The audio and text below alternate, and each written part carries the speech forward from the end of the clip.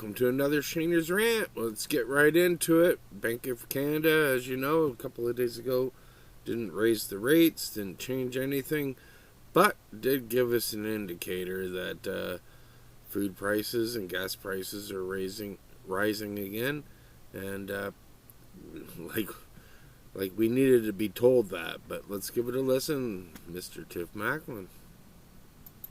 We have three key messages today.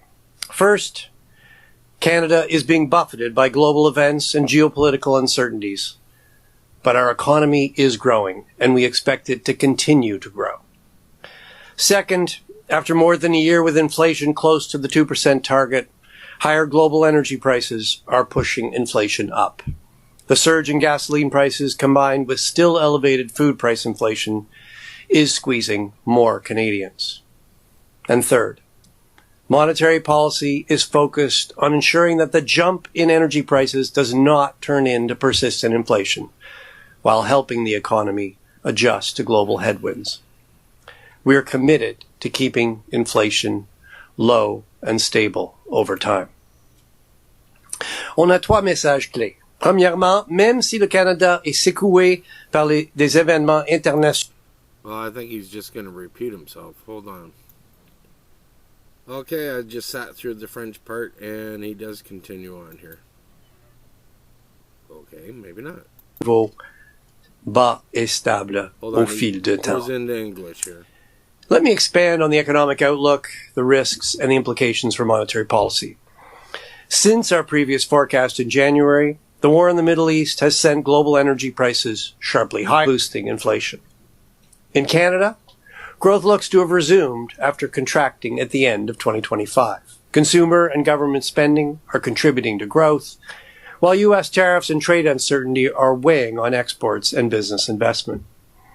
The labor market is soft, with the unemployment rate remaining in the 6.5% to 7% range, reflecting both weak hiring and fewer job seekers. We have three key messages today. First, Canada is being buffeted by global events. Sorry about that. It went on repeat. So, overall, not exactly a great message. But we knew that. We're all living it, right? Anyways, we're moving on. I meant to get into this the other day and didn't. This is Parliament voted on time allocation for Bill C-9, the act to amend the criminal code on hate propaganda, hate crime, and access to religious and cultural places. The motion was adopted 169 votes. Liberal MPs voted in favor, while 159 Conservative, Bloc, and NDP MPs voted against. The government moved to cap all remaining debate on the Senate amendment to 5 hours, after which a final vote is forced automatically, no further debate or amendments permitted. Conservatives had moved to withdraw the bill entirely. That avenue is now effectively closed.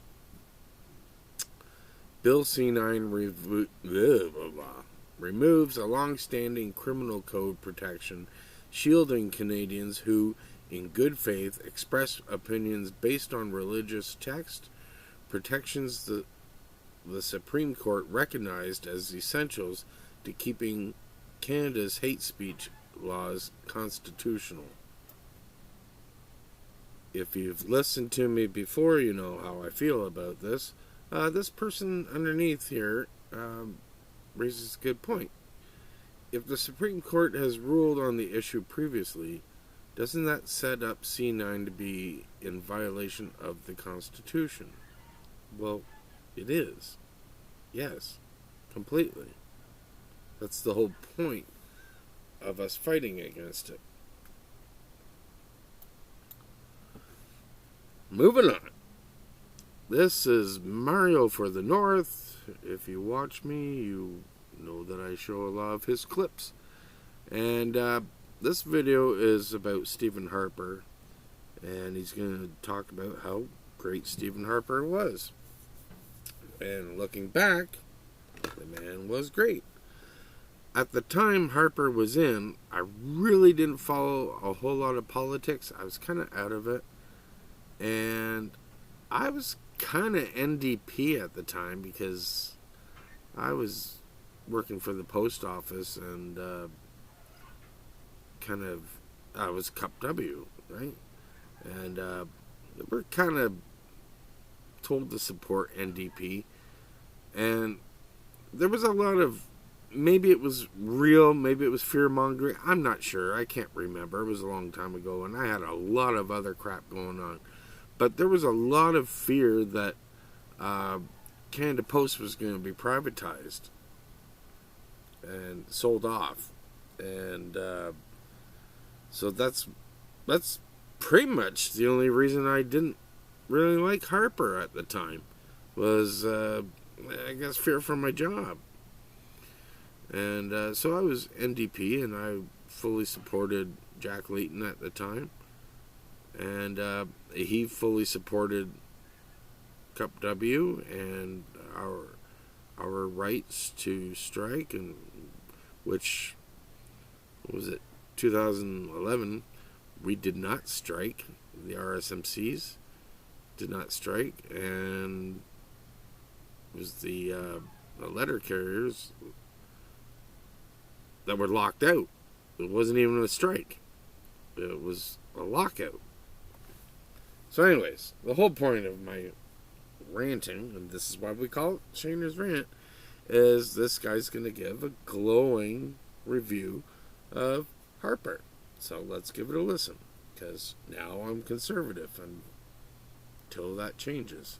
Give me a second, because this is really good and you're not going to regret it. So back in 2006, when Harper was in charge and he eventually got the majority mandate, listen to everything he accomplished. He's the person that dropped the GST that we pay in Canada from 7% to 5%. He's the one that reduced corporate income taxes from 22% to 15%. He's the one that started the reconciliation efforts. He's the one that actually apologized formally from the government to First Nations over what happened in residential schools. He's also the one where we started off with 5 trade deals with different countries. At the end of his term, we had 51. He's the one that started the tax-free savings account that we all benefit from. He's the one that told us last night that we didn't need cheap foreign labor. We wanted responsible migration tied to Canada's labor needs and our growth. We had the ultimate point system. He delivered a surplus. He delivered a balanced budget. He's the one that led the charge to have Russia kicked out of the G8. That's why it's now called the G7. He strengthened Arctic sovereignty. Did you know in the 2008 global financial crisis, there was one country that came out ahead out of all the countries and were better off? It was Canada. It was him. Actually, Canada, under the Harper administration, led the charge through global cooperation to reduce the number of deaths of infants in countries like in Africa, globally, by nearly 50%. Back then, no one complained about how expensive groceries were, or how expensive life was, or how expensive houses were. And if you ever question what has Pierre Poilievre done in politics in his last 20 years, he was a part of that team. He has been under Harper and was under Harper under his leadership for a very long time. You guys have no idea the institutional knowledge and the strategy that Pierre and the Conservative Party has. They are a phenomenal team, and I'm telling you, how the heck did we go from having such a fiscally brilliant, responsible economist and a leader to go to a drama teacher that completely obliterated our country? You couldn't have any more than a night and day comparison between the two parties. Believe it or not, today we are still headed down the same path as Trudeau. Irresponsible spending, more expensive groceries, more programs, not enough drastic tax cuts, not enough drastic measures to help Canadians. Mind blown. So, when you put it that way, is the guy wrong? Probably not. Probably not. I'm trying to think back in 2006. Yeah, my house at that time was expensive, but nowhere near what it would be now. Oh my gosh. I think I sell one place for $185, and I bought the other one for, I don't know, $230. And that was a good sized house and good sized property, and I mean, it was really good. Right now, that'd be over $1 million. Ridiculous. I could never go and buy the same house. I can't buy anything. Anyway, moving on. We're back. Let's go. Miss Jasmine Lane, what you got today? This is unacceptable. We're failing our children. Enough is enough. Parents cannot face these challenges alone, and the safety of children can't be an afterthought. We need basic protection. Parents cannot look after their children themselves? God almighty. In place so every child in this country can be safe on platforms they use every day. This is why we are introducing the Safe Social Media Act. Parent, not trusted with children. Government, trustworthy to save child. Government will protect you. Protect child. Government, be parent. And I'm just gonna call it exactly what it is, because this has been such a consistent pattern. When you can only sell a policy by hiding behind children, you are not protecting them.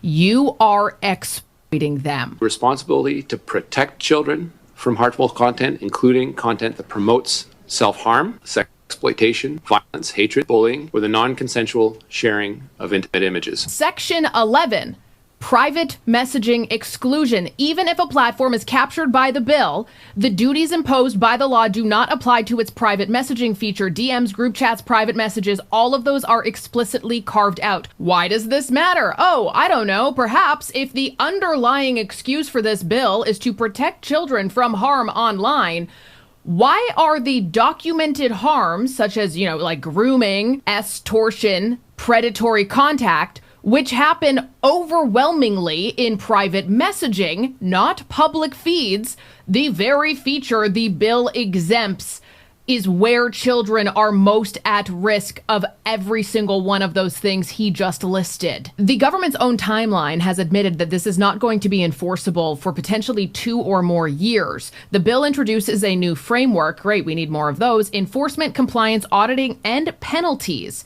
which are all downstream of a regulator that doesn't currently exist. We've seen how great the CRTC has done with C11 and C18, so can't wait for this one. The age verification method isn't even decided yet. Good lord. Sorry, I had to put it on pause to think this through, because I'm not that smart. Not like her, anyway. I guess no need to really jump the gun on this, because they're going to talk about this for a long time and they're not going to get anywhere. Anyways, if you're a parent, raise your kids. That's simple. Raise your kids. You are the ones that tell them yes or no. Not the government. Anyways, I don't know. I thought, I could be wrong, I thought with Facebook you had to be 18. I don't know. But, you should be able to monitor what your kids are doing. But I guess they're sneaky, right? They'll do whatever when they're not around you. Here's an idea. How about you just make rules and say you can only be on your gadgets for X amount of time. I've probably blown this in my life But let me just say this. I've had very little authority when it comes to what I can say and not say. Let's leave it at that without getting into a heavy discussion. I am not the boss around here. So how about, you put time limits and restraints and be a parent and look after what your kids are doing. Monitor things and keep an eye on them. Talk to your kids. Play with your kids. Get your kids to play with their friends. Maybe play with some action figures. Go outside. Grab a stick. Do something else. Get off social media. Leave it for me. Hypocrite. Moving on, we got more Mario talking about the census. I did watch this the other day and I forget what the heck he's talking about. So let's give it another listen. That's why, I've got an etch-a-sketch brain. I watch these things because I preview it to a certain extent before I put it on these shows. It's part of my research for what I want to show. But if I don't do it right away, just shake the etch-a-sketch, shake it, and I don't know. I forget. Well, people have asked me about the census and if you have to fill it out. The short answer is yes. If you don't, there's a $500 fine. And have I filled mine out? Yes. I had the short form of it. I didn't realize the questions that were being asked for the long form. It's gotten so personal, and it's gotten to the point where I believe it's so incredibly invasive, to the point where my favorite charity, the Justice Center for Constitutional Freedoms, they filed a constitutional challenge over the compelled disclosure of the sensitive information that's being asked in the 2026 census. That helps me understand why I've been getting the messages that I've been getting and why people are so incredibly, let's say, hesitant to ever want to fill it out. They're asking for information like health conditions, daily activities, commuting habits, housing circumstances, sexual orientation, and gender identity. And those are the things that the Justice Center for Constitutional Freedoms is fighting against. Government overreach. Now, if you don't fill it out, you get a $500 fine. If you're willing to accept it and you don't care, then you have your answer. If you're lucky enough to be selected for the short form, fill it out. Trust me, because I think it took me all but 2 or 3 minutes. For those who have the long form, let's just say I've heard from others, they're concerned. And I understand those concerns. And sorry, I had to make a quick phone call before I finished this video, but I just verified that the long form census is also asking people how much they value their home, if they have a mortgage, and what their monthly expenses are like. My friends, I'm telling you, they wouldn't be asking these questions if they didn't have certain ideas. If you're watching this, you're a senior, you're retired, you're able to pay off your home, this video might help you understand why Canadians are hesitant to answer these questions.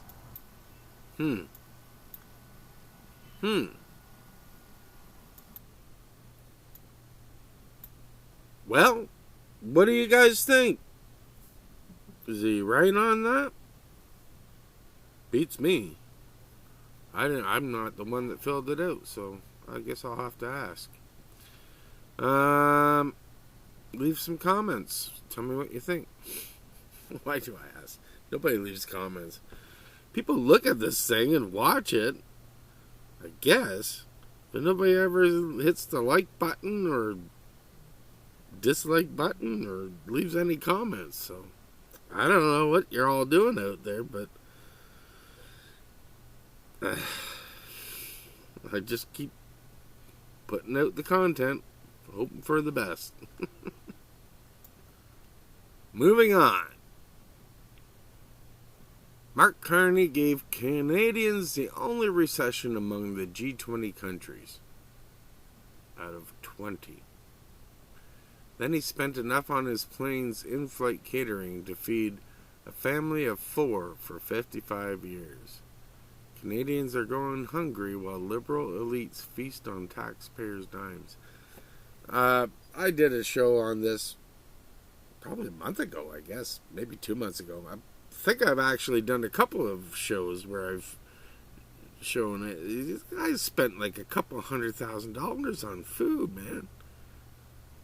Yeah, just recently, a couple of weeks ago, the guy listed off everything that they were eating. Fancy dancy. Anyways, we're moving on. We're going to end this a little bit early on a happier note. I'm not going to do any more dad jokes. I already did the Mr. Roper stuff on the first episode. I want to talk about something because I love wrestling, and anybody that knows me knows that I love professional wrestling. On the screen, you can see this picture of this new guy. He's new to WWE, this wrestler Danhousen. He's not big. He's just a scrawny guy, like a vampire character. He's been around in the independent scene for a while. He was on another big company, AEW, but they didn't do anything with him, really.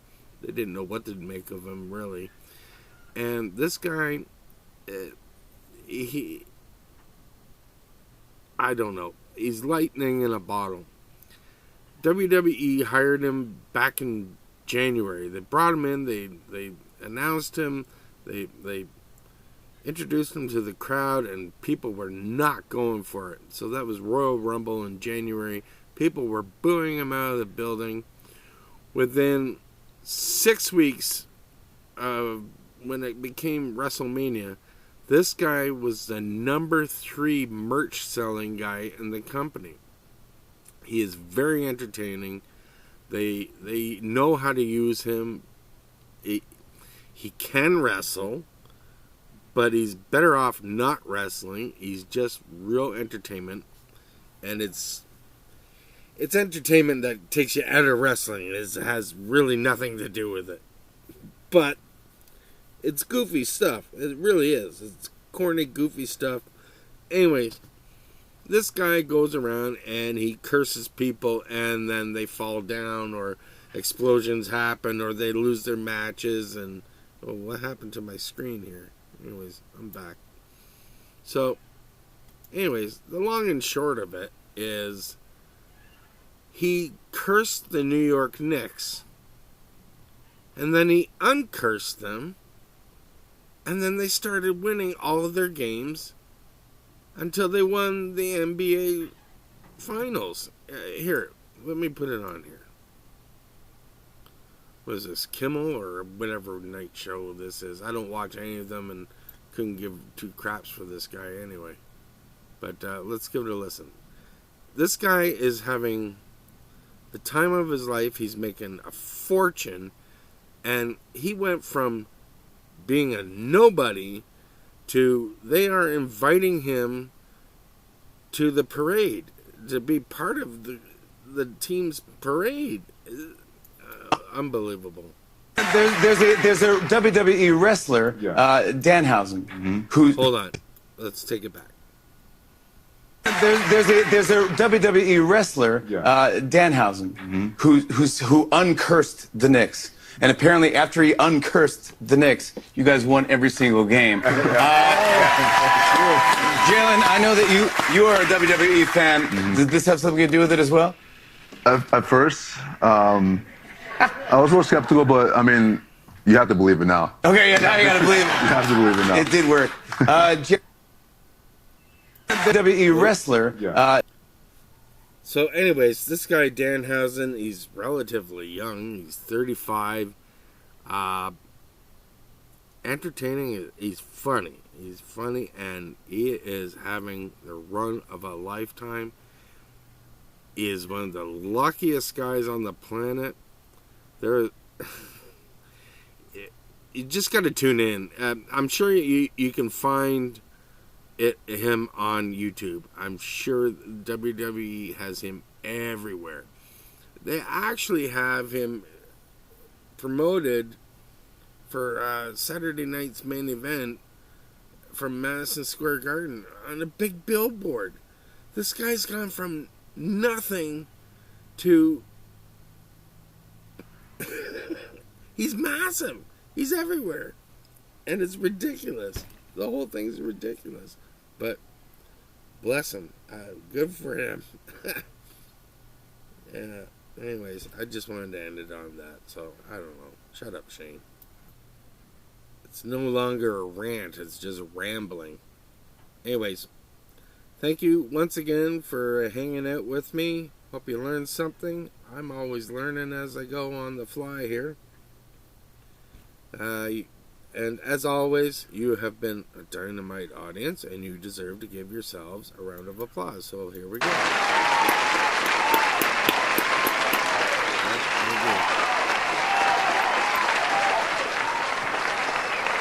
Oop, I hit the wrong button. How about applause for me? Because I do this. Thank you. Thank you. Oh, it's happy hour, I think. Anyways, take care of yourselves. Take care of each other. God bless and all that jazz.